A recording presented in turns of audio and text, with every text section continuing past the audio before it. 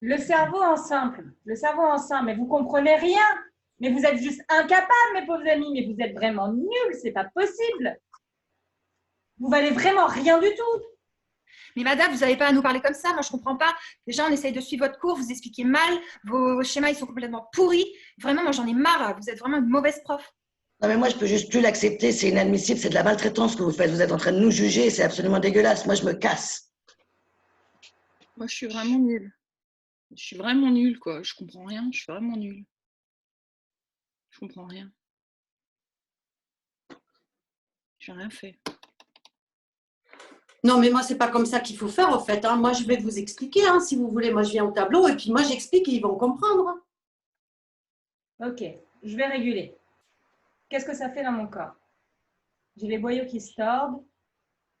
J'ai mal au dos. Ok, je laisse évoluer.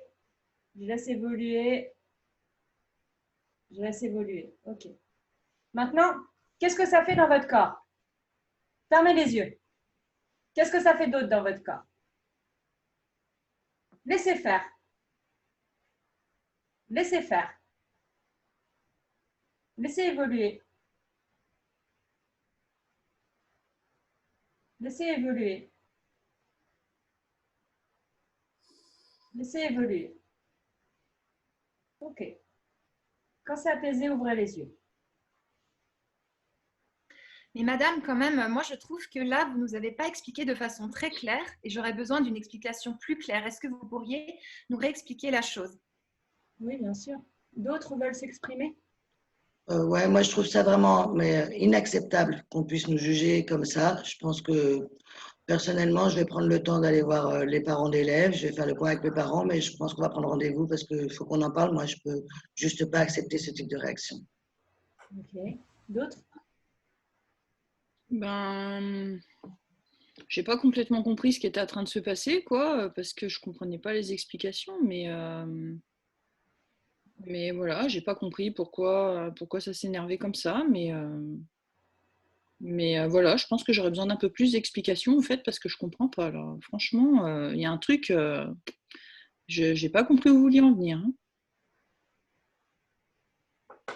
Vous voyez, moi, je pense peut-être qu'on pourrait créer un groupe de travail, au fait, où vous viendriez avec nous et puis nous, on pourrait vous expliquer de quoi on aurait besoin pour comprendre et on pourrait mettre ensemble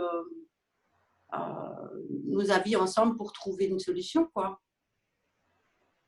D'accord, ok. Ben, écoutez, vos réactions, elles sont toutes saines et je les comprends. Ce sont les vôtres. Je m'excuse, je n'avais pas à vous parler comme ça. J'ai été débordée émotionnellement et je me suis laissée dépasser par la situation. Veuillez m'en excuser et puis ben, voilà. Ça me rassure, hein. Ouais, c'est cool, c'est constructif, quoi. On va pouvoir redémarrer quelque chose de bien. Donc en fait, on observe que quand on est en perturbation émotionnelle, on a tendance à avoir des réactions assez fortes. Ça peut être dans l'agressivité, dans le fait de prendre le contrôle. On peut avoir tendance à fuir, on peut avoir tendance à être inhibé, être complètement bloqué. Et là, en fait, on voulait vous montrer que quand on régule, après, on n'a pas toutes des réactions différentes, mais on garde notre personnalité. Quand on régule, ça ne veut pas dire qu'on n'a plus d'émotions ou qu'on va être tous des robots, qu'on va être tous similaires. Ça veut juste dire qu'on va être plus libre d'agir comme on a envie, de poser nos limites ou de dire bah, moi je m'en vais ou moi je vais voir le directeur. En fait, on est beaucoup plus libre, on n'est plus pris par la perturbation émotionnelle qui nous fait partir dans tous nos états ou justement rentrer en nous complètement fermés. Oui, c'est la résiliation qui va nous permettre de redevenir nous-mêmes, au fait, de réfléchir et puis faire les actes en fonction de qui nous sommes. Je me rappelle d'une collègue qui disait « Ah, moi j'ai peur que je vais devenir une lavette si je fais des résiliations. » Ben non, ça ne me fait pas devenir une lavette, ça me fait juste reprendre la distance nécessaire pour réfléchir et réagir en fonction de moi. Ça donne du discernement, en fait.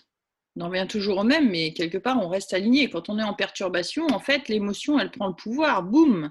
Et en fait, on n'est plus maître de ce qui se passe, c'est l'émotion qui prend le pouvoir. Et l'émotion nous embarque dans son énergie, soit en s'éteignant, en étant tout comme ça, soit une énergie explosive dans l'agressivité. Mais quelque part, on n'a plus de discernement. Quand on résilie, En fait, on a l'émotion qui nous dit « tiens, c'est un truc qui ne me convient pas ». Mais du coup, on garde le discernement pour justement pouvoir s'exprimer avec le tempérament qui est le nôtre, mais dire ce qu'on a à dire en restant aligné. Moi, dans ce que j'ai plutôt joué quelqu'un où la professeure n'avait pas régulé après. Elle avait régulé, elle était indéniée, mais ça la débordait complètement. Et elle avait régulé.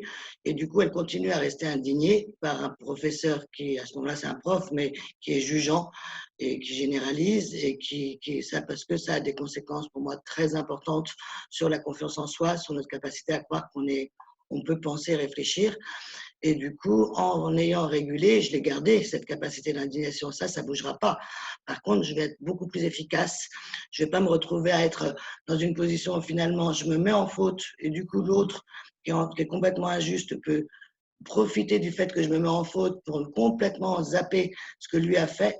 Et je peux aller jusqu'au bout de mon indignation, qu'elle soit utile, qu'elle serve à quelque chose. Parce que je pense qu'effectivement, c'est intéressant qu'il y ait d'autres adultes qui lui disent qu'il y a des choses qui ne sont pas possibles. On peut être indigné, aligné. C'est pas beau, ça. C'est surtout que l'indignation, si tu n'es pas aligné, ça ne sert à rien. Si devant ta télévision, tu t'énerves contre le président, c'est bien.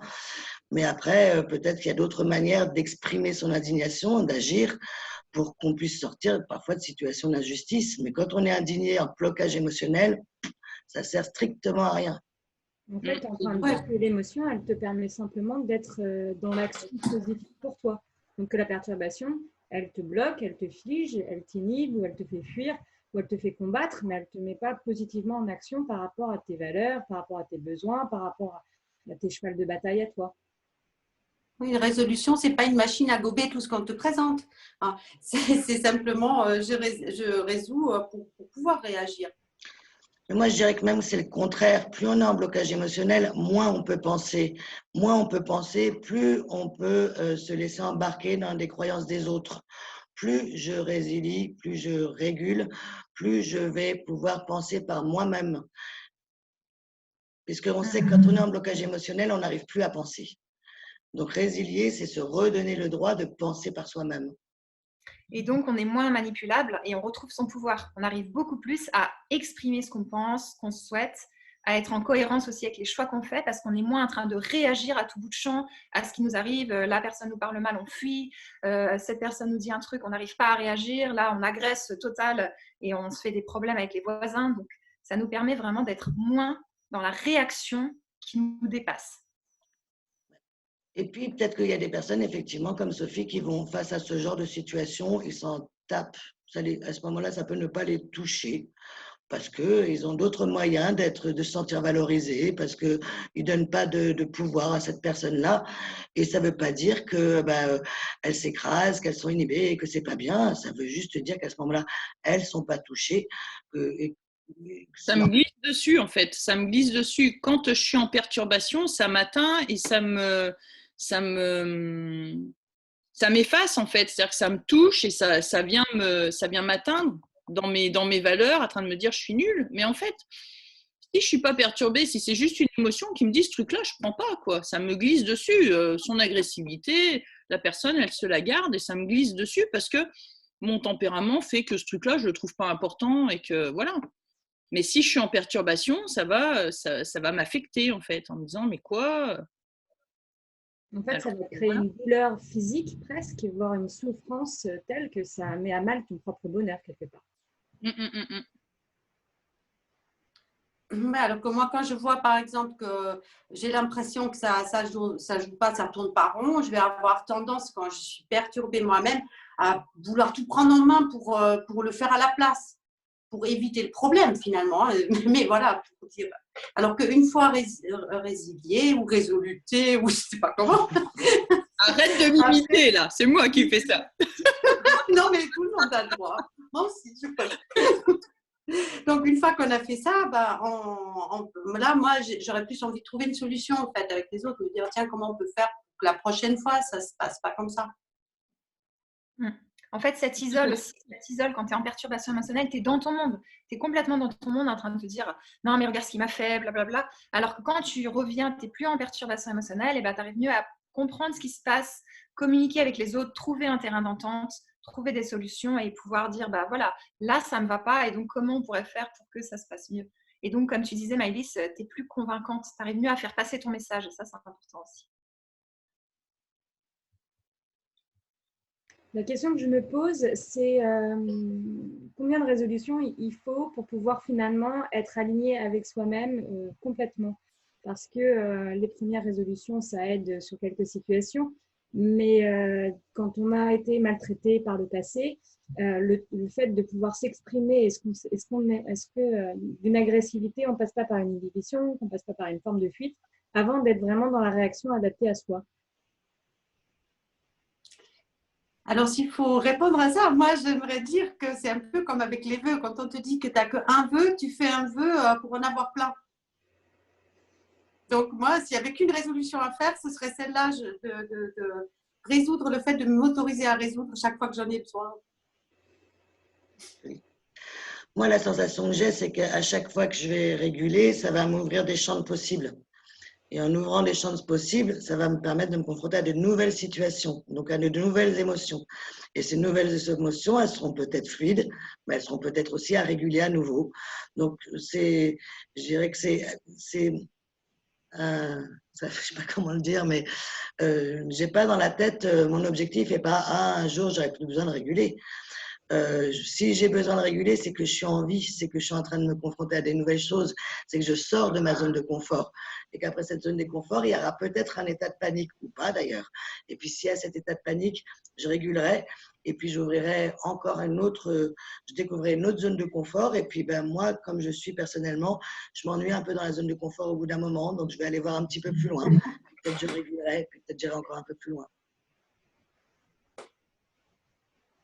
Je pense que l'important, c'est garder la vigilance, en fait. C'est comment ça se passe pour moi, parce qu'effectivement, quand on est dans un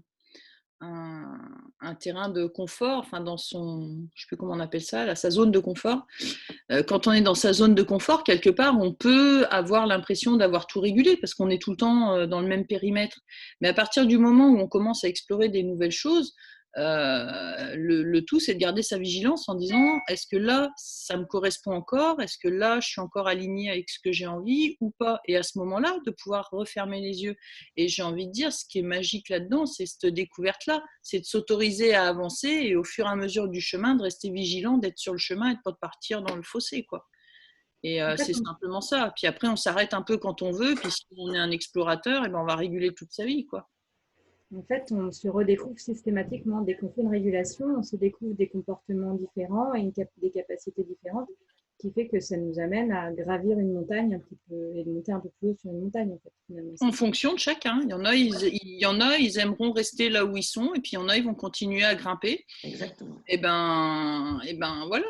Celui qui continue à grimper, il sait juste qu'avec sa vigilance de garder dans un petit coin de tête que face à une difficulté, peut-être la régulation peut aider à continuer d'avancer, et ça permettra qu'il puisse continuer un moment, quoi. Mais après, chacun n'a pas les mêmes envies, les mêmes ambitions, la même énergie. Je ne sais pas trop comment expliquer ça, mais c'est d'avoir cette possibilité, cet outil-là en poche, de dire de toute façon, je peux le faire.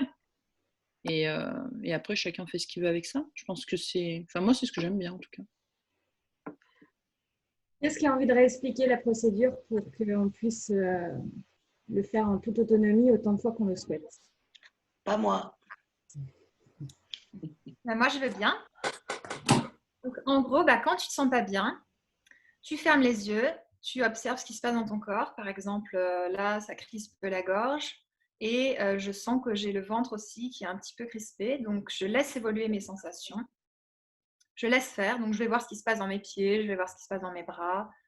J'écoute aussi les bruits autour de moi. Je laisse faire mes sensations. Et là, je sens que c'est en train de bouger, ça descend dans les jambes. Donc, je laisse faire. Et ma gorge, il n'y a plus rien. Et là, je sens que je me sens mieux. Donc, quand ça va, j'ouvre les yeux et je repense. Voilà, je revis. Je sens, est-ce que ça va ou est-ce que ça ne va pas? Si ça ne va pas, je recommence. Et si ça va, c'est bon, c'est réglé. Super. Ok. Du coup, on arrive à la fin de notre quart d'heure. Demain, on va parler des digressions. Quand on a des règles qui ne nous plaisent pas, comment on fait pour Est-ce qu'on s'autorise ou pas à sortir de ces règles-là et comment on se sent quand on sort de ces règles-là? Voilà. Avec ou sans perturbation? Non, c'est bon, je blague. Oh. On vous dit à très bientôt. À demain. À demain. Au revoir.